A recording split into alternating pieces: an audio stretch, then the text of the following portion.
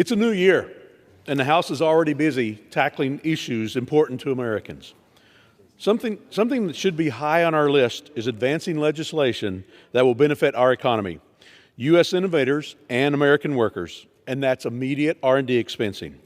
Tonight, my colleagues and I want to talk about how this critical provision encourages research and development in the United States, and in turn helps fuel job growth and keeps manufacturing inside our borders. Recognizing this, for nearly 70 years, the tax code allowed businesses to fully deduct their R&D expenses in the same year in which they were incurred.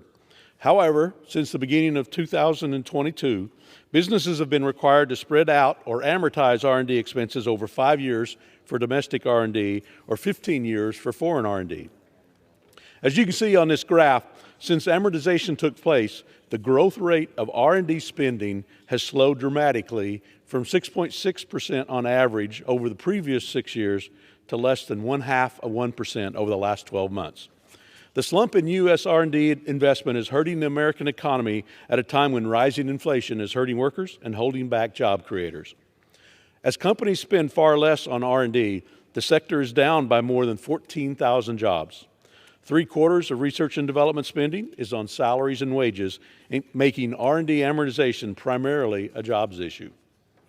On the other hand, our main competitor, China, has seen its R&D investment increase by 400% in just 2 decades. While the United States' share of global R&D investment in 2019 had dropped to 30%, China's share had moved up to 24%. In fact, up from 15% in 2009, a jump of nearly 10 percentage points in 10 years. They achieved this impressive growth by implementing the deduction of up to 200% on eligible R&D investments. Without action, the United States will fall even further behind. But we have the solution, and it's backed by members in 43 states and from both sides of the aisle. On tax day of this year, I reintroduced H.R. 2673, the American Innovation and R&D Competitiveness Act. This bipartisan bill corrects the R&D amortization issue and will spur homegrown research and development.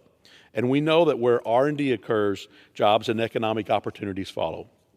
Mr. Speaker, the American Innovation and R&D Competitiveness Act has 212 co-sponsors in addition to myself and the lead Democrat. And those are nearly evenly split between Democrat and Republican. It's the 17th most co-sponsored piece of legislation in this Congress, and tonight my colleagues are going to help me share the decisive difference it would make for workers and innovators in each of their districts.